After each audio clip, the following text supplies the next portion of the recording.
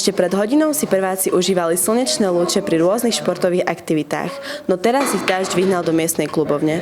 Otázkou však ostáva, či sa väčšina imatrikulácia bude konať von, alebo budú nútení organizátori improvizovať.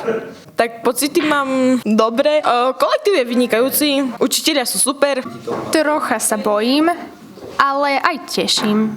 Tak najviac sa mi páčilo tie ako súťaže, čo tu boli, program a nepáčilo to počasie, nevyšlo nám.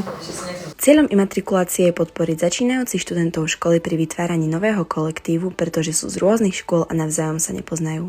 Je isté, že tento výlet odbúrava strach, ktorý majú na začiatku, prváci sa postupne uvoľnia a celý výlet si naplno užijú. Do školy sa po 2 dňoch vracajú už ako dobrí kamaráti. Tak pocity som mala zmiešané ešte predtým, ako sme čakali. A ako náhle si ma zavolala, tak som už bola šťastná, že to už budem mať čím skôr so sebou.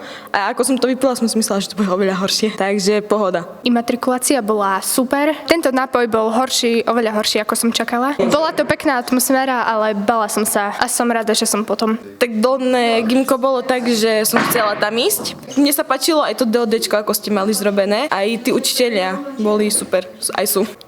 Aj napriek tomu, že dnešná imatrikulácia nebola možno až taká atraktívna ako tie predchádzajúce, prvákom to neprekážalo užiť si tento večer naplno.